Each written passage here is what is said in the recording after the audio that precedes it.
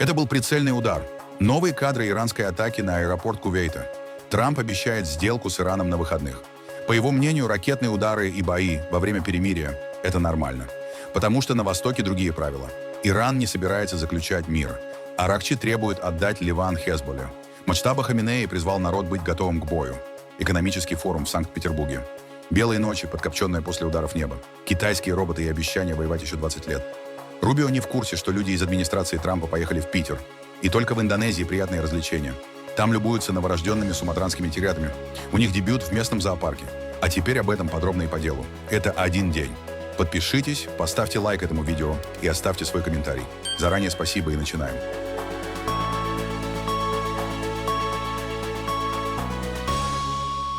Кувейт опубликовал записи камер наблюдения, на которых, по утверждению властей страны, запечатлен момент удара иранского беспилотника по международному аэропорту Кувейта.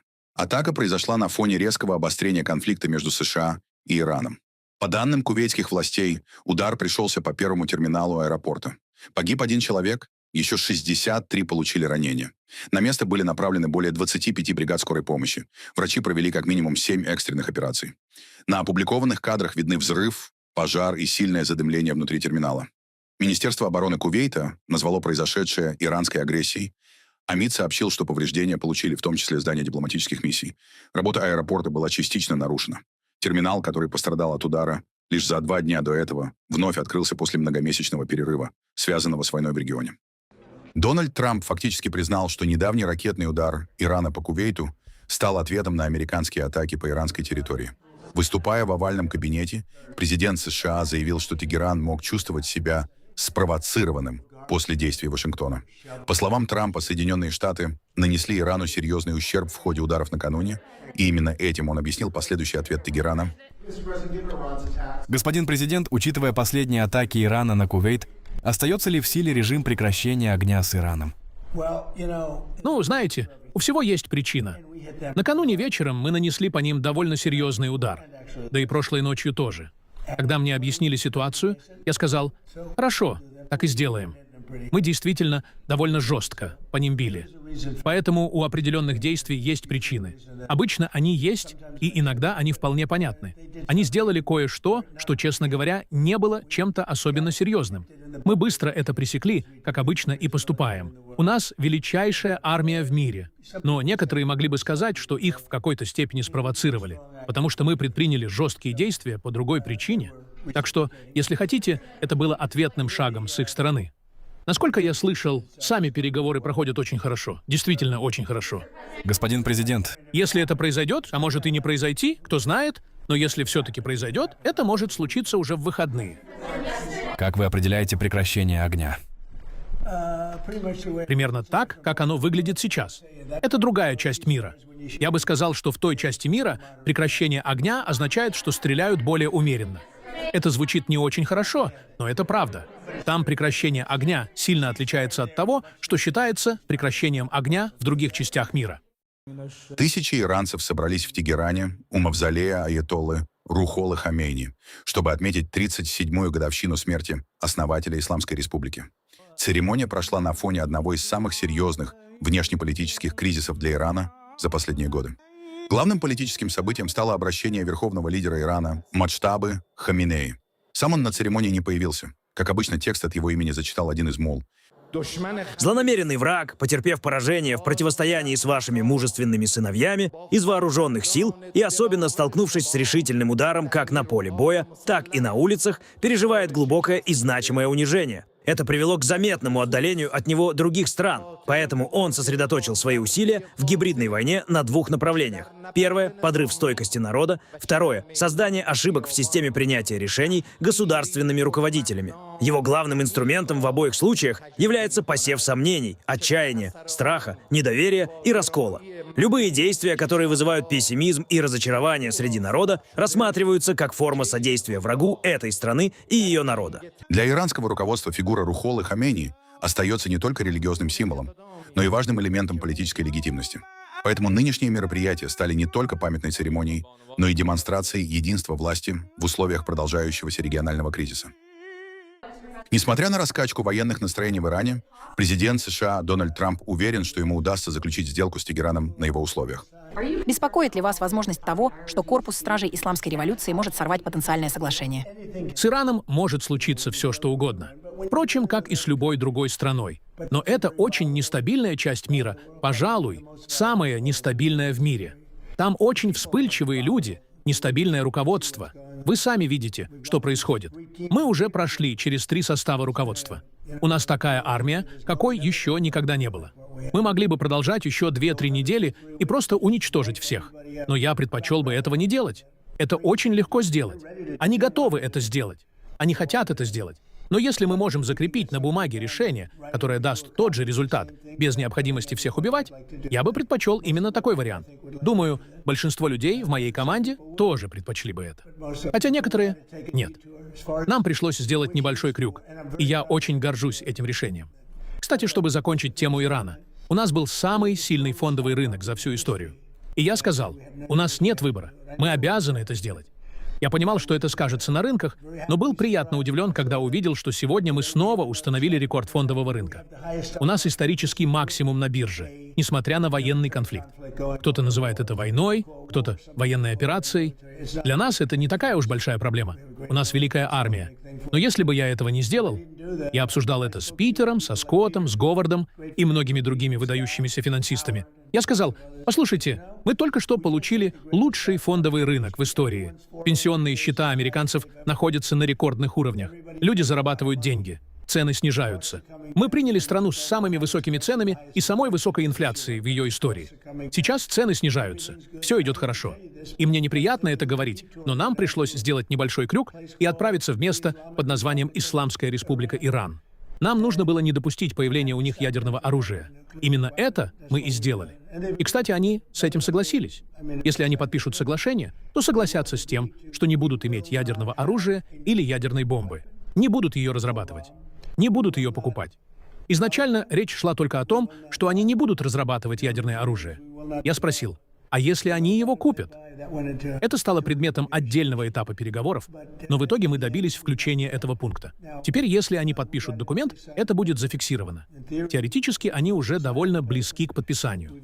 На самом деле у нас сложились с ними довольно хорошие отношения. И вы видели это в последние несколько ночей. Для танго нужны двое. Мы нанесли по ним очень серьезный удар по другому вопросу, не связанному напрямую с переговорами.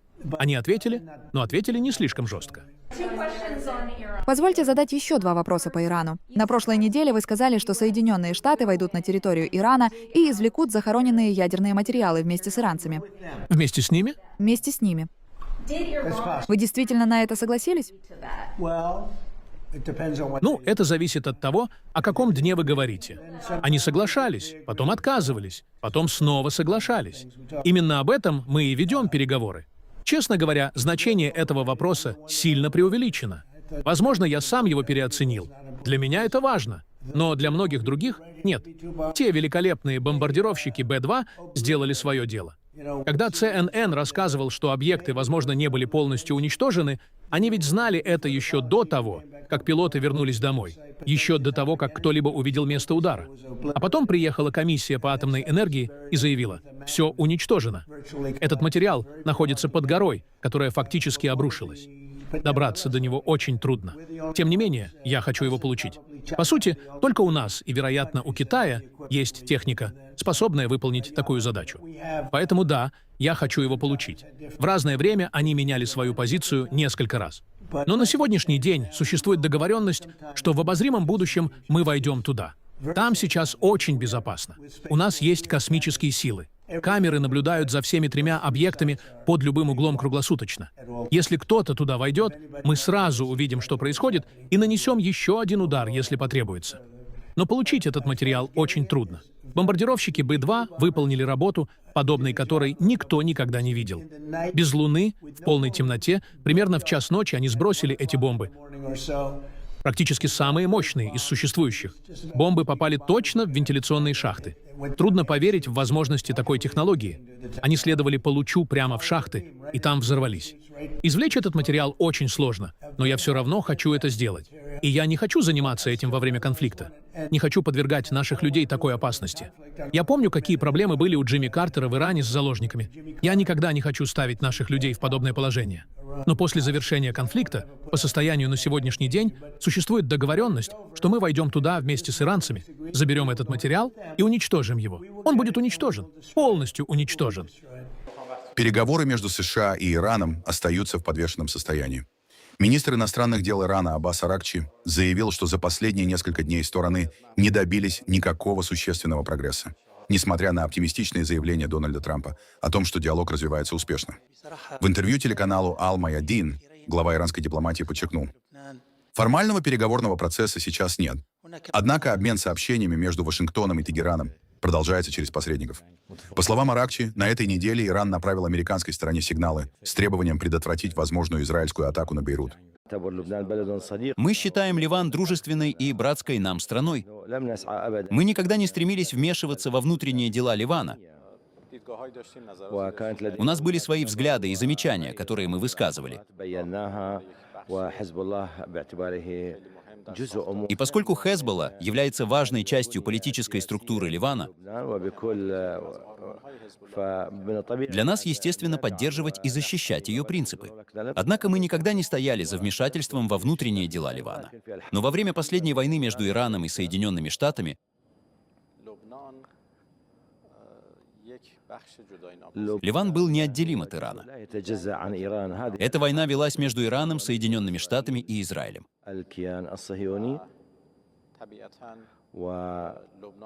Поэтому совершенно естественно, что Ливан был неотъемлемой частью этой войны, тем более, что во время войны он сам подвергался агрессии.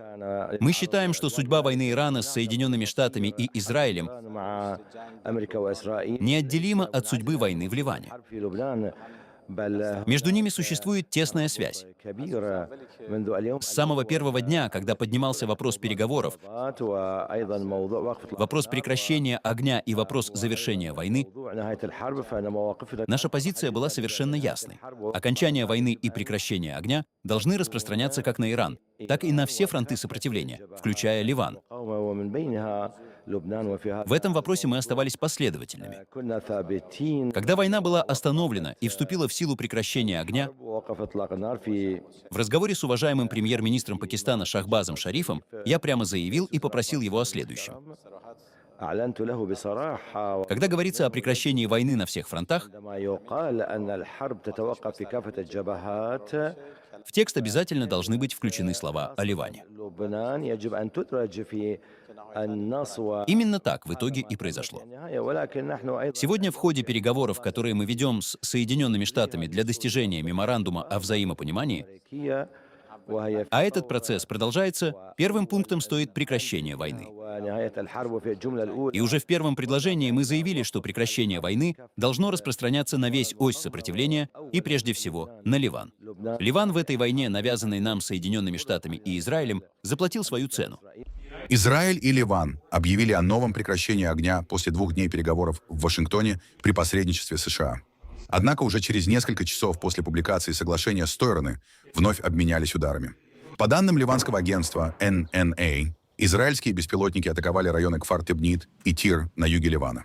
В ответ террористическая организация Хезболла заявила об ударе по израильскому командному пункту возле замка Бафор, стратегической высоты в районе Набатии, которую израильские войска захватили в конце мая. На этом фоне армия Израиля выпустила новое предупреждение жителям юга Ливана и заявила, что продолжит наносить удары по объектам Хезболлы южнее реки Захрани. Одновременно Цахал сообщил о перехвате беспилотника в районе приграничного населенного пункта Кфар-Юваль. Согласно совместному заявлению США, Израиля и Ливана, прекращение огня вступает в силу только при полном прекращении атак со стороны Хезболлы и выводе всех ее подразделений из района к югу от реки Литани. Контроль над этой территорией должны постепенно взять на себя вооруженные силы Ливана. Для этого планируется создать специальные зоны, где присутствие любых негосударственных вооруженных формирований будет запрещено. Документ также предусматривает продолжение прямых переговоров между Бейрутом и Иерусалимом при посредничестве Вашингтона. Следующий раунд консультаций по вопросам безопасности и политического урегулирования назначен на 22 июня. Что ж, Хезболла поймет, что теперь между Израилем и Ливаном существует соглашение, поддержанное Соединенными Штатами. Проект пилотной зоны будет осуществляться под руководством США. Специальные подразделения и ливанская армия возьмут под контроль различные районы и постепенно распространятся по югу страны, чтобы мы не повторили схему. Когда Израиль уходит, Хезболла возвращается, и мы снова переживаем то же самое, что и последние 40 лет. Мы больше не будем повторять схему переговоров о прекращении огня. Когда Израиль уходит, Хезболла возвращается, и мы снова возвращаемся к той же бессмыслице. Это прекратилось. Все понимают, что это должно прекратиться. И мы полны надежды, что на этот раз это увенчается успехом. Потому что мы видим, что народ Ливана полон решимости освободить свою страну от этого пагубного влияния Хезболлы и Ирана. Следующий шаг для всех нас вместе — это подготовка к переговорам 22 июня, чтобы продвинуть дело вперед. Мы начали переговоры несколько недель назад, провели 4 дискуссии под руководством госсекретаря Марко Рубио, и мы движемся вперед. С каждой встречей мы немного сближаемся друг с другом и с повесткой дня, которая позволит нам наконец установить мир в Ливане и Израиле. А этот мир может быть достигнут только в том случае, если этот иранский марионеточный режим, эта иранская угроза будут нейтрализованы, и мы на пути к достижению этой цели. Соединенные Штаты, в свою очередь, пообещали расширить поддержку ливанской армии, чтобы она смогла установить контроль над всей территорией страны. При этом единства в израильском руководстве нет. Министр национальной безопасности Итамар Бен-Гвир раскритиковал соглашение и назвал его серьезной ошибкой. По его словам, Израиль рискует столкнуться с еще более сильной Хезболлой в будущем. В Санкт-Петербурге продолжается Международный экономический форум на фоне догорающих нефтехранилищ и разбитых кораблей Балтийского флота в Кронштадте. Главные достопримечательности мероприятия – китайские роботы в кокошниках, делегация Талибана и несколько американцев, включая крайне правую блогера Кэндис Оуэнс, Стивена Сигала, состоящего на службе в МИД России как официального представителя Кремля, а также Родни Мимса Кука-младшего, главу комиссии по изящным искусствам при администрации президента США Дональда Трампа. За ним российские масс-медиа устроили настоящую погоню.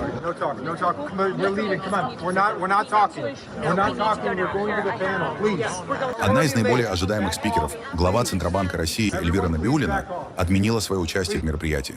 Однако выступления других участников оказались не менее громкими. В частности, внимание привлекли тезисы Андрея Безрукова, советника главы Роснефти Игоря Сечина, и губернатора Вологодской области Георгия Филимонова, известного почитанием Сталина, восхищением Кадыровым и запретом на продажу алкоголя в регионе. Мы должны признать, что мы в следующие несколько лет, может быть, пару десятилетий, будем находиться в войне. Это может быть война очень горячая, то, что сейчас. Это может война ползучая. Даже если она уйдет в другие регионы, у нас будет 2 поколения, которые можно считать практически воюющими. И СВО очень помогло возбудить эти праведные смыслы, раскрыть этот спящий потенциал, чтобы люди перестали, наконец-то, называть вещи своими именами и говорить правду о том, что эта страна, как многие исторические деятели говорили и свидетельствовали своими конкретными деяниями, там, и Иоанн Васильевич Грозный, и Петр I, и Александр III, и Николай II, и многие другие, и, конечно же, Иосиф Виссарионович Сталин, да, Иосиф Виссарионович Сталин провозглашал лидерство русской культуры, русского народа, русского этноса, его манифестальные, промыслительные, богоугодные деяния. Выступая на Петербургском международном экономическом форуме, пресс-атташе российского МИДа Мария Захарова обвинила европейские страны в ускоренной милитаризации на фоне войны в Украине. Мы говорим о милитаризации, которая выкачивает все соки из стран ранее благополучного Европейского Союза. Есть такое выражение «monkey business». То есть вместо того, чтобы развивать экономику, энергетику, образование, науку, культуру, они не развивают военно-промышленный комплекс, они вооружаются до зубов и провоцируют разжигание конфликта на европейском континенте. Эти последствия они создают сами для себя вот прямо сейчас. Мария Захарова, если верить словарям и данным исследовательских организаций, ошиблась как минимум дважды. Сначала в переводе английского выражения «monkey business». Обычно оно означает не развитие в ущерб другим сферам, а махинации, нечестные действия, сомнительные проделки или цирк. А затем в цифрах. По данным Стокгольмского института исследования проблем мира СИПРИ, совокупные военные расходы европейских стран с 2021 по 2025 год действительно увеличились примерно на 35-40%. Однако самые высокие темпы роста расходов на военные нужды зафиксированы в самой России. По оценкам СИПРИ, Международного института стратегических исследований, АРМАР, ИСС и Европейских аналитических центров, российские военные расходы с 2021 по 2025 год выросли примерно от 170 до 200%. Сейчас расходы Кремля на ускоренную милитаризацию России оцениваются более чем в 170 миллиардов долларов. На военные и силовые статьи приходится около 40% федерального бюджета России. Госсекретарь США Марко Рубио заявил в среду, что он не в курсе визита американской делегации на Петербургский международный экономический форум. Всего около 12 часов назад россияне вновь атаковали Украину и Киев, убивая мирных жителей, в то время как украинцы наносили удары по российским объектам в Санкт-Петербурге. Они уничтожили часть инфраструктуры и нефтедобывающих мощностей. Для Владимира Путина это особенно неприятно, поскольку на этой неделе проходит российский аналог Давоса. Вы знакомы с этим мероприятием? Да. Почему тогда Соединенные Штаты направляют официальную делегацию на российский Давос Владимира Путина, чтобы обсуждать экономическое развитие России? Мне неизвестно о какой-либо делегации, которая туда отправлялась. Я знаю об этом мероприятии и о том, что оно проводится, но не думаю, что там были представители высокого уровня. Не знаю, какого именно уровня была эта делегация, но сам факт, что там было хоть какое-то официальное представительство. Среди участников, представляющих Соединенные Штаты, был, например, актер Стивен Сигал. Вам это известно? Я знаю, кто такой Стивен Сигал. Я тоже. Возвращаясь к вашему предыдущему вопросу, думаю, сейчас уже мало кто в мире сомневается, и, вероятно, даже некоторые люди внутри России тоже, что вторжение в Украину стало для России стратегической катастрофой. Россия определенно не достигнет тех целей, которые ставила перед собой в первый день войны. Более того, она может никогда не добиться даже тех целей, которые сейчас требует в ходе переговоров. Я также считаю, что у этой войны нет военного решения. Она должна завершиться путем переговоров. Именно такую роль мы пытались играть. Это была непростая роль, поскольку, откровенно говоря, мы не являемся нейтральным посредником. Мы ввели санкции против России и продолжаем поставлять либо продавать вооружение Украине в рамках соответствующих программ, которые продолжают действовать без ограничений.